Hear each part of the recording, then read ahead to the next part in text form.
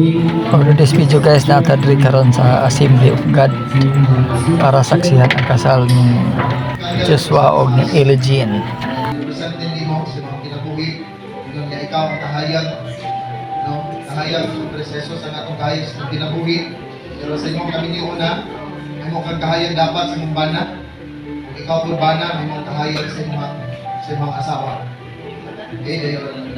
Hindi nga candle karon diri sa tubangan. Represents din nga sa Jesus ang atong kahayag. Kaya itong inumduman sab nga bisan ang atong pagtuo sa Jesus ang nagugmad ana. Sa Hebrews chapter 12 verse 2, so sa Jesus ang nagugmad sa imong pagtuo. Nagtuo mo kang Ginoong Kristo karon kay siya may unang siya may nagugmad ana para sa inyo. So this time ako naliputan. Pwede mo mag-atubang para makita nila. So, dahil mga panahon sa kinabuhi nga isudod kayo ang mga pagsulay. Dahil mga panahon sa kinabuhi nga kawan ang tagahayag isang ugtong dako. Maragit-ngit kaayo yun, no? Lagi panahon, nakatry ba mo anak? Makarelate ba mo? Dahil panahon sa kinabuhi isang ugtong, maragit-ngit kaya itong lantaw sa palibot. So, sige, ato daw lang i-try. Sa to akong instruction biniha, kamong duha, kahayag mo sa usag-usa. Ang nakalindot ninyo kay naamoy Ginoo nga maoy kadampan ninyo nga maoy tinubdan sa inyong kahayag. Okay, so sa panahon nga ngit-ngit na kayo ang kinabuhi ni Eli, Josh, ikaw dapat ang imong kahayag niya. Tapos Jane, sa panahon po nga ngit-ngit ang kinabuhi, wala na makasabot niya, di na maklaro, kasi bulag rin po kayo, nakarihan na ako, nawag yung kong mamuti sukan. Ay mapanahon inana, ako na lang makasabot niya. So dapat po di ka may mong kahayag niya. So karon ang challenge is, Monique, Josh, unsay imong buhaton? Asa ka mo dagkot kung galing mapalong ang imong kahayag?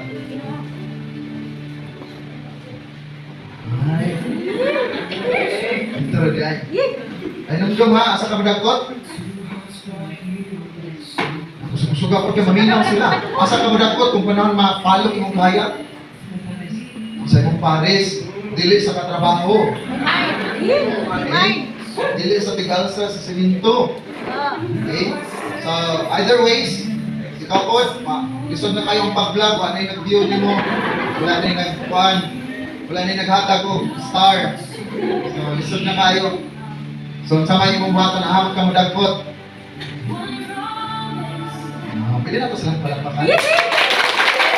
Napili nila ang nakubag nila ang wala naman yung practice. Sa mga na siyang principle na kung maabot ng kahayag ang kalisod sa kinabugit-ngit na kayo dito gipudagkot sa sa bana or sa asawa. Pero panahon imo naman giblag ang iyang pagpanarbaho, lisod na jud kayo ba? Mga giblag ang panarbaho, sige na kang panghatag. Wala gyapon nag-share sa mga video. Ngit-ngit na jud kayo. Nya kamong duha jud napagnan. Balo giling duha.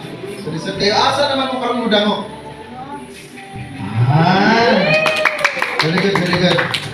Okay, so I hope na pray nga nakatabang ko sa inyo nga pahinumdum sa inyo. Let's pray. Lord, salamat nini nga simbolismo o Dios sa candle ceremony.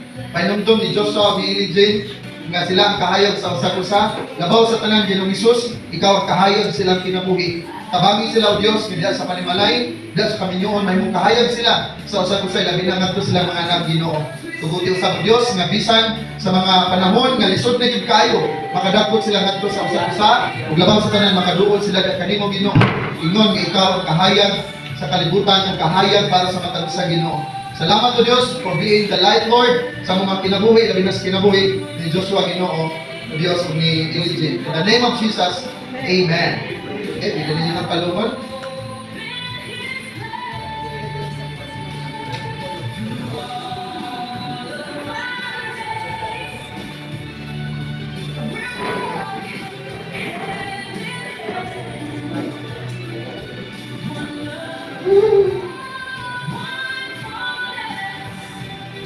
Sige, magagabot na ka sa pinakaduol-duol, nakahintang, o pinakakulba-kulba na, pero dili ta malimot, Josh, katapusan ni mong wala niyang katapusang adlaw, katapusang oras nga malitaw ka. Yes. Umanani, wala niya ang panahon sa na pinakaunang adlaw, pinakaunang oras, naminyo ka. Ang kalipay sa mong papa o sa mong mama, na makitaan ka, na nagbalipayon, kauban si Ili Jin. Jin, Yay. let me speak to your heart.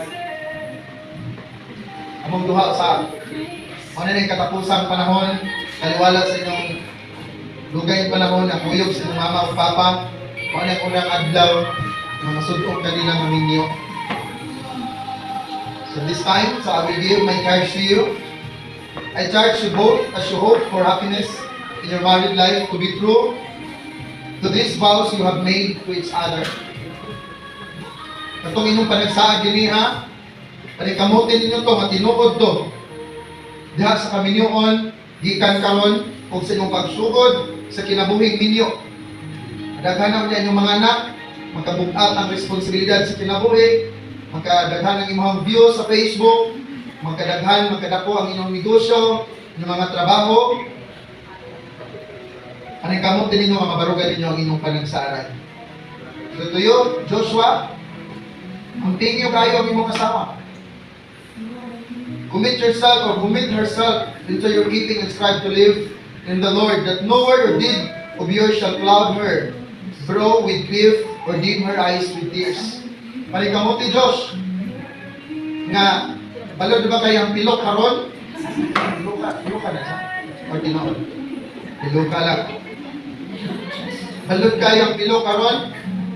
Nakulit mo na sa pilok na pa yung mga balod pilok na, no? So, panikamuti, Josh, nga, dili mo balod na yung pilok. Kaya kulit mo na siyang pilok daan. Ang kanabang dili, mangit-ngit ang iyang kinabuhi ng taon mo. Kung ikaw po, Jill, paningkamot po, ubang sa pusod sa Diyos, na magkinabuhi ka na sa grasya o katapos nga na sa kumbana.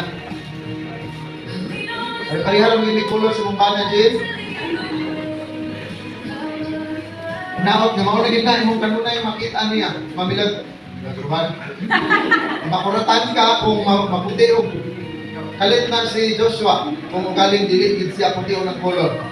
No? So, manikamuti nga magkinabuhi sab ka sa Ginoo, natapos gyud ka para sa mga bana. Nya kamong duha magkinabuhi nga uban sa kinaiya sa inyong pakigrelasyon sa Dios. No? Aron maka-provide na siya og suporta ninyo sama sa kinabuhi ni Aaron ba na nanghatag sa suporta sa kinabuhi ngadto kang Moses. So as you both, I would say to both of you, I would say, let not your voices lose the tender tones of affection, nor your eyes forget the thunder and the love of God and the fellowship of the Holy Spirit will be with you all. Huh? Dili dapat hindi para sa tanan, no? Katong, bago pa kayo mong ninyo, ang word na I love you, ihumong mo na, dungga na. No? Ang mga gustong buhato niya, isang di pa maistorya, hibala na. Very good. To both of you, naingon na nga panahon, pero di magkadugay kali, na, isang unsa kapusog ng I love you, halos di na madunggan. Ano man, kaya wala na, sa bakbak na lang taman. So, balikod ko sa inyong kaminyon karon barugi, panikamuti basta-bang sa inyong panagsaran. So this time, I would like to ask you sa pag-adto sa inyong mama o papa. Pero magkuyog mo, ayaw mo bungkat. Hindi mo makatindog. Kuya? Yes.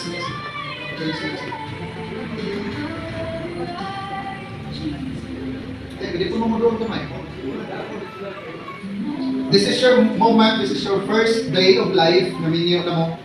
Kung naman may masulti sa inyong papa, kung kinangan mo mga ipasaylo, mga ayo. Isulti na ang tanan kay karon ang unang adlaw naminyo mo. Sublay lang sana ka.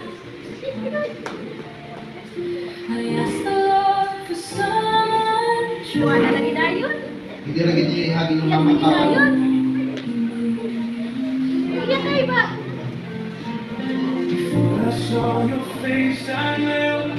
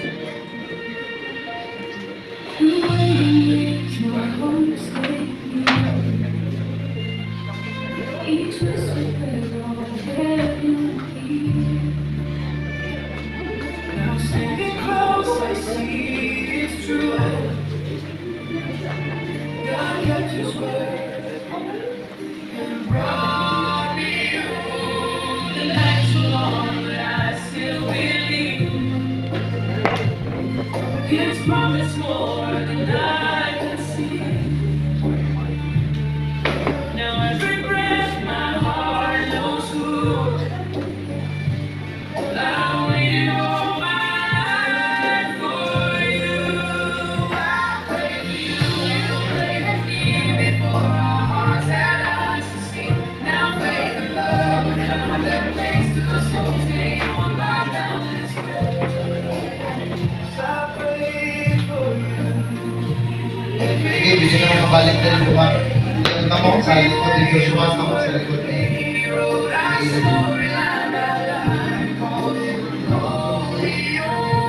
Let's pray for blessing para sa parents. Father in heaven, we thank you for your loving kindness to us. We thank you for these parents who have permitted their son and daughter, oh God, to come into this union of married life. Lord, I pray that you continually bless their lives. Remind them, Lord, your goodness. Remind them, Lord, na wala na kuhain ng pamilya. Nadugangan noon, Lord. Salamat o Diyos sa mong paglipay kanila. Karong adlaw Ginoo magakasinabot usab kini nga mga ginikanan ni Joshua o ginikanan ni Dios ni Elijah Ginoo sa pagsuportahanay para sa kalipay ning duha Ginoo karon. Salamat o Diyos ilaw ng pilion ang kalipay, pilion nila ang pagsinabtanay, pilion nila o Diyos ang pagbuhat sa matarong kaysa sa pagluto sa mga pulong Ginoo nga makapasakit lamang, makawala sa purpose ning adlaw sa kasal Ginoo. Salamat o Diyos kung pag-blessing ang pamilya. I pray Lord nga kinabuhi Ginoo ni Elijah Lord ngadto sa ginikanan niya sa mga ugangan Lord, may mga ugangan o both sides Lord, si Joshua may mga ngadto sa ugangan sa mapakita nila Lord ang gugma ilang dawaton nga ilang anak na Ginoo kay kung sa mong pulong nga kung unsa ang gihiusa o Dios dili dapat bulakon sa tawo. I pray Lord nga ikaw ang Dios magapanindot kanila kanunay nga ilang barugan ligulon sa ilang kaugalingon as parents of this new couple karon Ginoo nga sila Ginoo magsabot, magdawat, maggugma, magibugma, magpangga sa nadugang nila silang pamilya Ginoo si Joshua si Elijah Lord. I pray mapadayon mo silang lipayon panumduman nga naan na bagong nadugang silang pamilya. Himo sila maayo ka parents Lord for this couple oh God. Bless the words of their hands oh God and bless the hearts of these parents oh God. Give you praise, glory and honor in the name of Jesus I pray. Amen.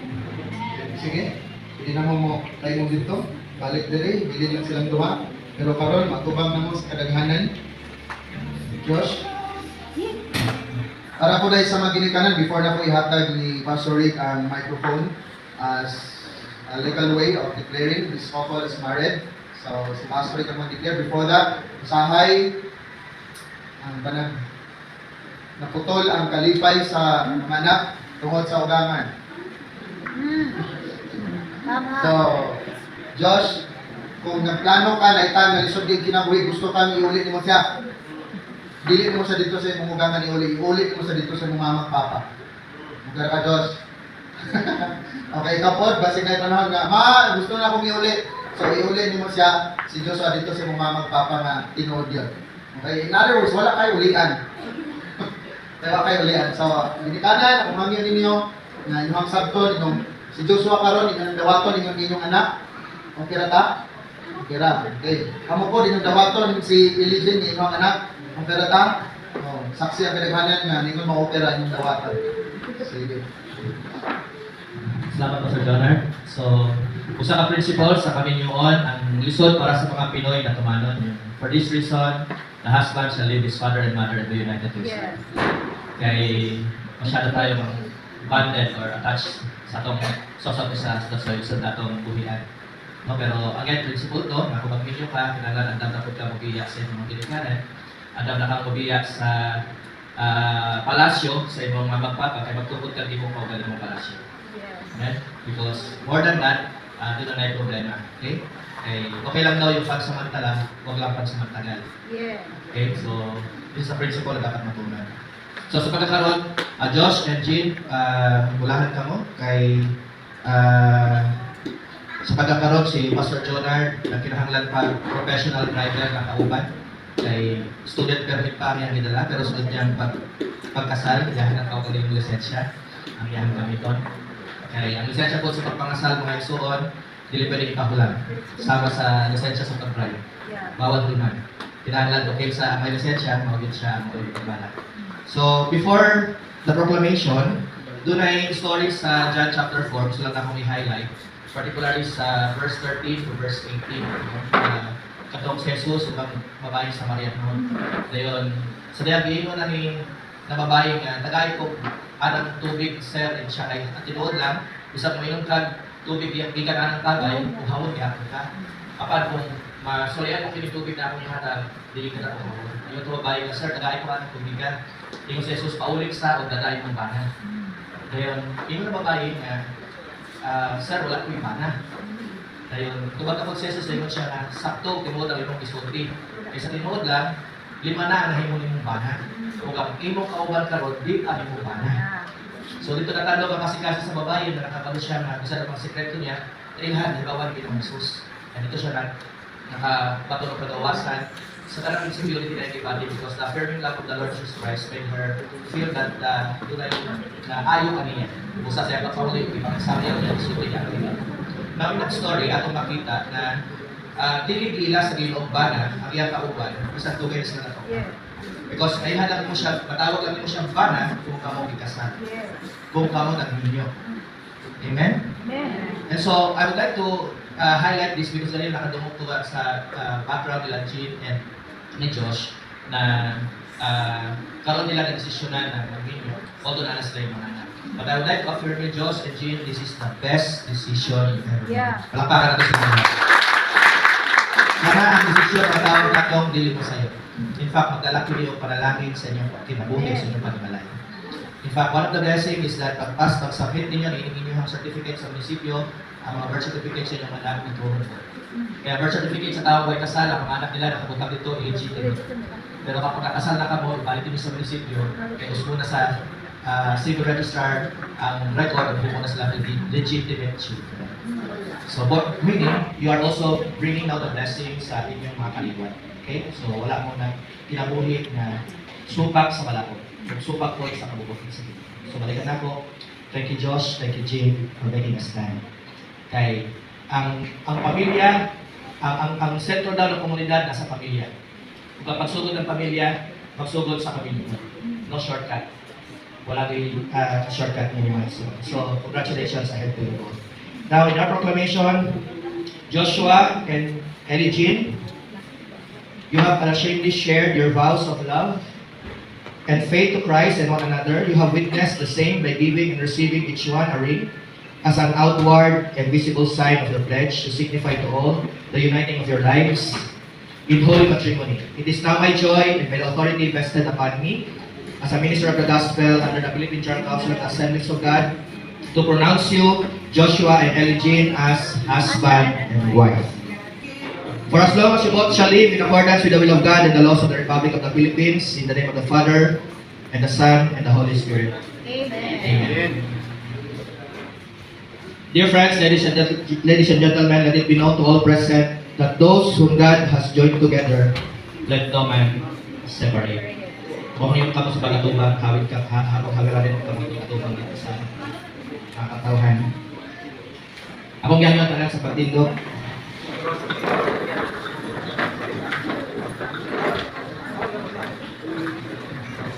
Dear friends, loved ones, ladies and gentlemen, it is with great honor that I present to you our newlywed couple, Joshua and Ellie Jean and Dave. Ato silang palakpakan. Before our benediction and prayer, Josh and Jim, magkatubangan mo ka John, kung karoon atong saksihan, ang una nilang legal nga halok. Atong una kinawat. Pero karoon doon na blessing, gikan sa Pilikanan, gikan sa Ginoo. So give your best kiss on your wedding day.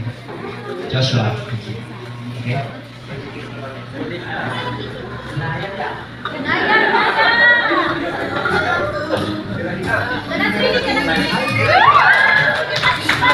Ano ko ginsing? Alright, again, a hand of applause to our newlywed couple.